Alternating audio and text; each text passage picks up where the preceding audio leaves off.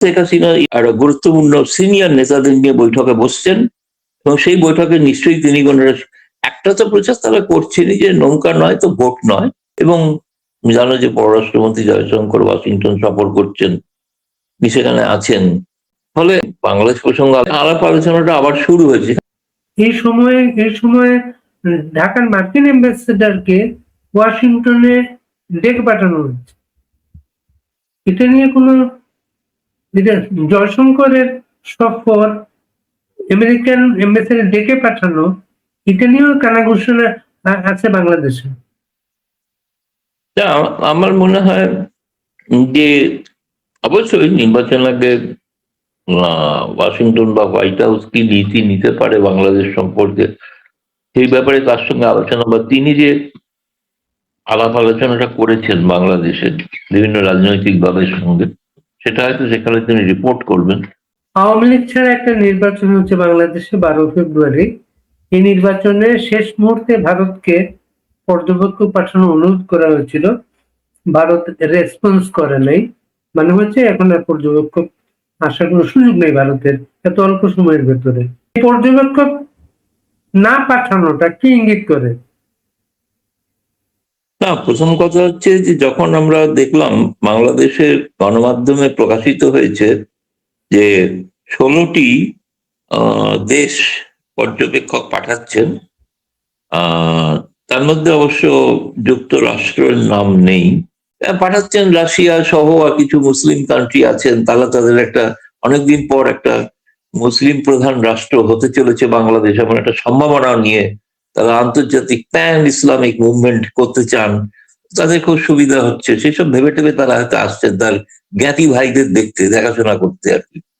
তার মধ্যে অনেকে আছেন জেল থেকে ছাড়া পেয়েছেন তাদের জ্ঞাতি ভাই, অনেকে আছেন লস্করে তৈবা, অনেকে শুনেছি পাকিস্তান থেকে করাচি বিমানবন্দর থেকে আসছেন, সেই যাত্রী তালিকা আমাদের গোয়েন্দারা ভেরিফাই করে দেখছে।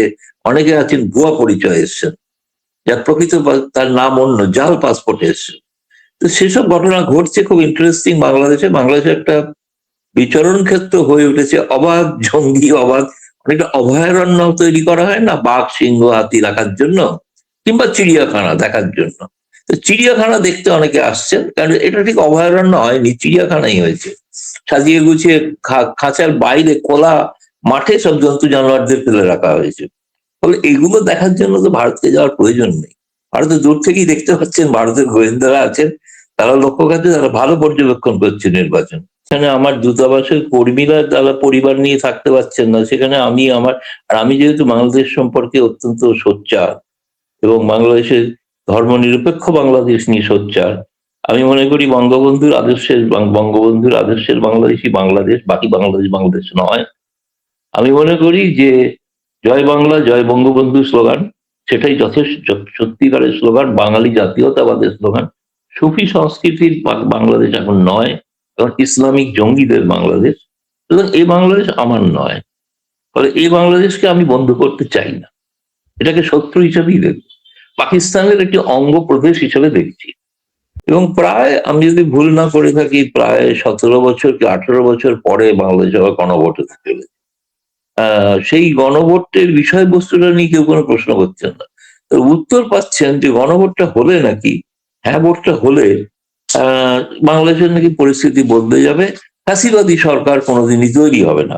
কিন্তু গণভোটটা যে কেউ পড়ে রেখেছেন 38টা ধারা কি, ব্যালটে নাকি 4টে ধারা লেখা আছে, ব্যালটে 38টে ধারা দেওয়া নেই। রেহমান সোহান চৌধুরীর মতো বিদগ্ধ একজন অর্থনীতিবিদ, যিনি স্বয়ং একটা সময় ইউনূসকে চেয়েছিলেন ইউনূস দায়িত্বে আসুন, সেই 1/11 সময়কার ঘটনা, তিনি পর্যন্ত প্রশ্ন করছেন যে আমি তো জানি না বাকি 38টা ধারা কি। 38টা ধারার মধ্যে আমরা মোটামুটি যেটা বুঝছি, গোটা ব্যবস্থাটার একটা কল্যাণে বদলে দেওয়া হবে, এবং সেই ধরনের সংসদীয় গণতন্ত্র পথে যেটা বাংলাদেশ চলছিল সেটা থাকবে না, কারণ রাষ্ট্রপতির ক্ষমতা বাড়ানো হবে, লোকসভা যেটা নিম্ন কক্ষ তার হাতে সম্পূর্ণ ক্ষমতা থাকবে না, এবং উচ্চ কক্ষের ক্ষমতাই হবে, এবং সেখানে সমানুপাতিক হারে সেখানে সংসদ সদস্য থাকবেন, এবং রাষ্ট্রপতি কিন্তু মূল সাংবিধানিক পদগুলোতে রাষ্ট্রপতি নিয়োগ দেবেন, প্রধানমন্ত্রী নন। কিন্তু প্রধানমন্ত্রীর ক্ষমতা কিন্তু খর্ব করা হচ্ছে। এই প্রশ্নগুলোর এই প্রশ্নগুলো আমার সঙ্গে যদি আমার সুযোগ হতো, আমি তোমাদের মাধ্যমে প্রশ্নগুলো ছড়িয়ে দিচ্ছি অন্য বাংলাদেশের সাংবাদিক, ভারতীয় সাংবাদিকদের উদ্দেশ্য, দয়া করে এই প্রশ্নগুলোর উত্তর নিন। সেই প্রশ্নগুলো কি উত্তর, কি তার জবাব? এটা কি রাষ্ট্রপতির ক্ষমতা কেন বাড়ানো হচ্ছে, কি জন্য বাড়ানো হচ্ছে? রাষ্ট্রপতির ধাঁচের শাসন ব্যবস্থা প্রবর্তিত চান? কেন সাংবিধানিক পদে সমস্ত রাষ্ট্রপতি নিয়োগ করবেন? কেন নির্বাচিত প্রধানমন্ত্রী নিয়োগ করবেন না? তারেক রহমান প্রধানমন্ত্রী হলে কিন্তু ছোট জগন্নাথ, ছোট প্রধান, জগন্নাথ যদি বলতে না পারেন তাই হচ্ছে হাত দু হাত কাটা ভারতে একজন ভগবান আছেন, তার নাম জগন্নাথ, তাকে বলা হয় ছোট জগন্নাথ, মানে তার হাত দুটো নাই। তো এরকম একটা প্রধানমন্ত্রী হবে বাংলাদেশের ভবিষ্যৎ। আমি জানি না তারেক রহমান হবেন না শফিউর রহমান হবেন। তো শফিউর রহমান হলে কোনো অসুবিধা নেই, তিনি ইউনূসের সঙ্গে একই একই অবস্থা। কেউ জানে না যে মানে অদ্ভুত প্রচার নেই। আমি প্রথম আলো পড়ে জেনেছি, প্রথম আলোকে ধন্যবাদ, প্রথম আলো পড়ে জেনেছি যে হ্যাঁ ভোট পাস হওয়ার পর এই সরকার 180 ওয়ার্কিং ডেজ এর মধ্যে বাকি প্রস্তাবগুলো রূপায়ণ করবে। আচ্ছা, বাংলাদেশে কিন্তু 3 মাস ছুটি, মানে ব্যাপারটা দাঁড়ালো 6 + 3 9 মাস, অর্থাৎ 9 মাস ইউনূস আছেন। ভোটের পরদিনই প্রধানমন্ত্রী হচ্ছে না। এই প্রশ্নটা তো আমি উত্তর চাইছি। না ভারতীয়, না বাংলাদেশি, না বিদেশি, যারা সব গণতন্ত্র নিয়ে সোচ্চার, না গার্ডিয়ান, না আল জাজিরা, কেউ এই প্রশ্নগুলোর কোনো জবাব মানে করছেন, প্রশ্নটাই তো করছেন না। ভারত তো জবাব দিল না, এই যে পর্যবেক্ষক যে পাঠাবে না, তো জবাবও দেয় না কিন্তু ভারত। আমি জানি না, সেটা বলতে পারবো না। কারণ হচ্ছে, 1 নম্বর হচ্ছে, আমি তোমাকে যেখান থেকে শুরু করেছিলাম এটা ফিরে যাই তোমার প্রশ্নে, সেটা হচ্ছে যে যখন দেখলাম এই সংবাদটি প্রকাশিত হয়েছে, পরের দিন আমি ফেসবুকে পোস্ট করেছিলাম যে সমস্ত দেশের নাম দেখলাম কিন্তু তাতে ভারতের নাম নেই, কেন, কারণ কি? তা পরের দিন দেখলাম খবর হলো যে ভারতকে আমন্ত্রণ জানানো হয়েছে। তার মানে আগে আমন্ত্রণ জানানো হয়েছিল কিনা সেটা তো আমরা জানিনি না, পরের দিন জানলাম ভারতকে আনা হয়। তার মানে কি আমি জানি না, একদিন পরে কি পরে, প্রথমে চিন্তা হয়েছিল ভারতকে আমন্ত্রণই জানানো হবে না। পর্যবেক্ষকদের নিরাপত্তার শঙ্কা ছিল ভারতীয় পর্যবেক্ষক। আমার তো মনে হয় দেখুন, নিরাপত্তার ব্যাপারটা তো যে কারণে ভারত, সকলেই বলেন ভারত একটা নো ফ্যামিলি পোস্টিং করে দিয়েছে, মানে কোনো ফ্যামিলি নিয়ে কেউ থাকবেন না। এখন ভারতের বহু আগে বহু পশ্চিমা দেশ কিন্তু তাদের ফ্যামিলি প্রত্যাহার করেছে, তারা ঘোষণা করে। আমি ভারতীয় হাই কমিশন থেকে তারা আমার কাছেও প্রশ্ন রেখে জানতে চেয়েছিল যে আপনি কি একটু খোঁজ নিয়ে দেখবেন হঠাৎ ইউরোপিয়ান দেশগুলো কেন ফ্যামিলি প্রত্যাহার করে নিচ্ছে, তারা কি কোনো আশঙ্কা করছে? ভারত তো সেটা সব শেষে করলো, এবং সেই ভারতের আশঙ্কার কথাটা তৌহিদ হোসেন পররাষ্ট্র উপদেষ্টা অস্বীকার করলেন। কিন্তু তারপরের দিন দেখলাম যে জামায়াতে, সরি, তোমার আমেরিকান দূতাবাস, তারা আর কি একটা অ্যাডভাইসারি জারি করবে। এই প্রথম অ্যাডভাইসারিতে লেখা হলো যে জঙ্গি বা সন্ত্রাসবাদী হানা হতে পারে, এমনকি মন্দির, মসজিদ, গির্জায় আক্রমণ হতে পারে, ফলে প্রত্যেক মার্কিন নাগরিককে সতর্ক করা হচ্ছে। তো এখন সেটা তো, এবার তার জবাব কিন্তু তৌহিদ হোসেন দেননি, এবং তার সেটা কবে কবে করেছেন সেই অ্যাডভাইসারি, ঠিক 24 ঘন্টা আগে আমেরিকা দূতাবাসের সকল পদাধিকারী নিয়ে, মানে 1 নম্বর থেকে 5 নম্বর সকলকে নিয়ে জামায়াতের আমিরের সঙ্গে দেখা করতে। সেই নামগুলো ছাপা হয়েছে বাংলাদেশের গণমাধ্যমে, এমনকি সেই প্রবীণ জামায়াতে ইসলামী করতেন যিনি আমেরিকান দূতাবাসে পোস্টেড বহুদিন, হ্যাঁ, তার নাম অনেক জায়গায় বলেছি, আর নাম বলে তাকে বিখ্যাত করতে চাই না, যিনি জামায়াতের শিবিরের লোকেদের দূতাবাসে সব নিয়োগ দিতেন, 46 জনকে শুনেছিলাম নিয়োগ দিয়েছিলেন। তারা গোটাটা একটা ওইখানে বসে একটা প্ল্যান করতো আর কি, কিভাবে ছাত্র মুভমেন্ট করানো যায়, কিভাবে কি করা যায়। তো যেটা 18 আদলে করেছিল, সেই 18 আদলটাকেই, আমার মতে বাংলাদেশের রাজনীতিতে 18টাই টার্নিং পয়েন্ট সব দিক থেকে। একটা নির্বাচনে সকল দল অংশগ্রহণ করা সত্ত্বেও সঠিক নির্বাচন হয়নি, সেটা ঠিক।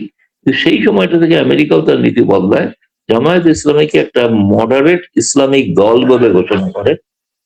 তারা কিন্তু উগ্র দল নয়, এবং সেই দলকে মানে নামানোর জন্য তাহলে শেখ হাসিনার কাছেও আবেদন করেছিল জামায়াত ইসলামীকে নির্বাচনে অংশগ্রহণ করতে দেওয়া হোক, এমনকি 24-এর আগেও, যেটা শেখ হাসিনা মানেননি।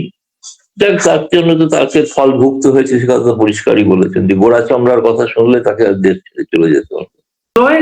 জয়ের ওই বক্তব্যে তারেকের একটা বিষয় সামনে চলে এসে, যেটা তারেক যখন বাংলাদেশে আসার আগে প্রথম বললেন তিনি তার ইচ্ছে আসতে পারেন না, তার আশাটা অনেকের ইচ্ছার উপর নির্ভর করে। জয়ের বক্তব্যে আছে যেহেতু মার্কিন গোয়েন্দা সংস্থা বাংলাদেশে একবার এসে জয়কে ইন্টারোগেশন করেছিল, ওই নথি অনুসারে মার্কিন প্রশাসনের দুর্বল একটা মানুষ, তারা একটা দুর্বল মানুষকে ক্ষমতায় পছন্দ করে, এবং মার্কিন আইন অনুসারে ঠিক ভেনিজুয়েলার মতো অবস্থা, হুমকি থাকবে সব সময়। মাদুরোকে যেমন তুলে নিয়ে গেছে, জয়ের তারেকের প্রতি এই ধরনের একটা হুমকি থাকবে সব সময়। জয়ের বক্তব্যে আছে সেটা, ভেনিজুয়েলা উল্লেখ করেন। আমি সেটা বলতে পারবো না, তবে আমেরিকার পক্ষে সবই সম্ভব এখন, কিন্তু পশ্চিমের সবচেয়ে একজন অত্যন্ত ক্রেডিবল একটি নিউজ ম্যাগাজিন টাইম, এখানে মানে যে শিরোনামে তারেক সম্পর্কে প্রকাশ করা হয়েছে প্রবন্ধ, রিটার্ন অফ এ প্রডিগাল সন, বখাটে ছেলের প্রত্যাবর্তন, খুবই অপমানজনক কথা। কিন্তু টাইম ম্যাগাজিনের বিরুদ্ধে বিএনপির উচিত ছিল মামলা করা বা প্রতিবাদ করা, সেটা করতে ভয় পাচ্ছে না, শেয়ার করেছে, নিউজটা শেয়ার করেছে, কিন্তু মানে না বুঝে অর্থ না বুঝে। রিটার্ন অফ এ প্রডিগাল সন মানে হচ্ছে একটা বখাটে বা বকে যাওয়া ছেলের প্রত্যাবর্তন। তো সেইটার তারা না বুঝে, ইংরেজি না বুঝে করে যাচ্ছে। তোমাদের কারণে একটা সমস্যা আছে, জানো তো, অনেকেরই এই সমস্যা আছে। কিছু কিছু সেই দোষে আওয়ামী লীগের নেতারাও ভোগেন। তারা ভাবেন গার্ডিয়ানে প্রকাশিত হয়েছে খবর, কিন্তু কি প্রকাশিত হয়েছে সেটা জানেন না, তার যে বিরুদ্ধে প্রকাশিত হয়েছে সেটা বুঝতে পারছেন না। দ্বিতীয়ত, তাতে একটা খুব কুৎসিততম অভিযোগ করা আছে ওর সম্পর্কে, যে একসময় কি একটা নামে ডাকা হতো তাদেরকে, আমি উচ্চারণ করব না কারণ সঠিক ওই শিরোনামটা নামটা আছে। হ্যাঁ, আছে বিদ্যুৎ সংক্রান্ত, বিদ্যুতের খুঁটি ফুটি নিয়ে, খাম্বা নিয়ে কিছু একটা গোলমাল ছিল। তো সেই সব বিষয়ে নাকি উল্লেখ করা আছে তাতে, সেটা তাকে নাকি ডাকা হতো ওই নামে। এসব কথাও সেই যারা নাকি উৎখাত করলেন শেখ হাসিনাকে, আর যারা নাকি যাকে নিয়ে আসছেন, তারা তার নেতা সম্পর্কে আবার মন্তব্য করছেন। এটা যারা ইংরেজি বোঝেন বিএনপির নেতাদের, তাদের তো এটা প্রতিবাদ করা উচিত ছিল কঠোর। কিন্তু টাইম ম্যাগাজিন, ভারতের সংবাদপত্র হলে প্রতিবাদ করবেন, কিন্তু টাইম ম্যাগাজিন প্রতিবাদ করার হিম্মত নাই, ক্ষমতাই নেই। যেমন তৌহিদ হোসেনের ক্ষমতা নেই মার্কিন দূতাবাসকে প্রশ্ন করা এরকম একটা ট্রাভেল অ্যাডভাইসারি দিলেন কেন। হ্যাঁ, ভারতকে দিলে প্রশ্ন করার তার অধিকার আছে। ভারতকে বেশি ভালোবাসেন তো, যার প্রতি বেশি ভালোবাসা তাকেই অনেক বেশি প্রশ্ন করা যায়, যার প্রতি ভালোবাসা নেই তাকে হয়তো প্রশ্ন করা যায় না। আমার মনে হচ্ছিল সেরকমই একটা। তো এইটা তুমি বলছো যে ইঙ্গিতটা, যেটা ইঙ্গিতটা তো ধরে আমি তোমাকে তো একটা নির্যাস বলছি, যে আমার তো সন্দেহ দেখা দিচ্ছে নির্বাচনের পর তারেক প্রধানমন্ত্রী হবেন কি। একটা পোস্টার দেখলাম, এই পোস্টারটা বলা হচ্ছে যে দিল্লি নয়, ঢাকা নয়, দিল্লি নয়, পিন্ডি নয়, লন্ডন লন্ডন, মানে আবার লন্ডনে ফিরে যাওয়ার কথা বলা হচ্ছে।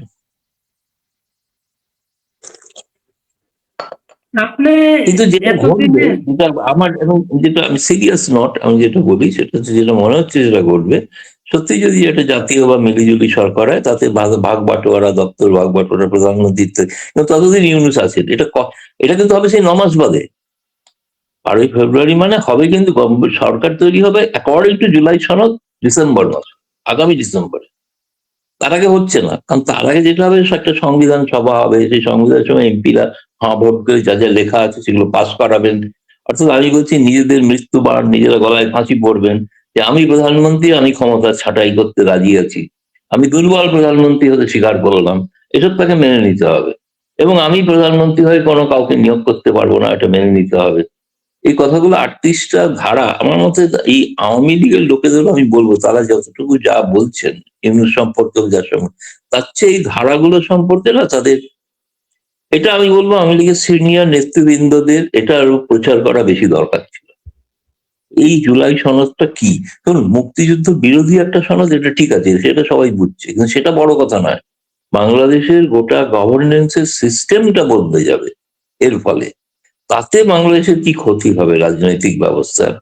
কারণ পশ্চিমা শক্তিরা চায় যে কোনো উন্নয়নশীল কোনো রাষ্ট্র উন্নয়নশীল যারা, তাদেরকে কিভাবে দমিয়ে রাখা যায়। এবার দমানোর ক্ষেত্রে তাদের সমস্ত জায়গায় তাদের অঙ্গুলি হেলনে একটি পুতুল সরকার থাকবে এমন তারা চায়, যেমন তারা বিভিন্ন জায়গায় করছে। গার্ডিয়ানের রিপোর্টটাকে আপনি কিভাবে দেখেন? না, একটা জিনিস দেখছি যে তারা স্বাভাবিকভাবে নেতাদের সাক্ষাৎকার দিয়েছেন, সাক্ষাৎকার নিয়েছেন, এবং নেতারা যেখানে আছেন সেখানে বসে সাক্ষাৎ নিয়েছেন, কোথায় আছেন, কেমন আছেন তার একটা বর্ণনাও তারা দিয়েছে চমৎকার। ওই টাইম ম্যাগাজিন যেমন প্রডিগাল সন লিখেছিল, এখানেও সেইভাবে দিয়েছেন। এখন কিন্তু তারা কি চান, কি করতে চান, তারা একটা পরিকল্পনা করছে। পরিকল্পনা তো স্বাভাবিক, একটা রাজনৈতিক দল তো পরিকল্পনা করবেই কিভাবে ফিরে আসা যায়, সেই পরিকল্পনার কথা লিখেছেন। ওইটুকু এক মধ্যে একটা ইতিবাচক দিক, কমসে কম মানে আমি বলতে পারি কোরকম মানে বিদ্যুতের খুঁটির দুর্নীতি ফুর্নীতির কথা কিছু লেখা হয়নি, তাদের সম্পর্কে লেখা হয়েছে তারা এখানে আছেন, মোটামুটি ভালোভাবেই আছেন, এবং ভারত সরকারের আতিথেয়তায় আছেন, এবং বসে বসে তারা নীল নকশা তৈরি করছেন কি করে ফিরবেন। সেটা তার রাজনৈতিক দলের স্বাভাবিক কাজ, এবং সেটা তো করছেন।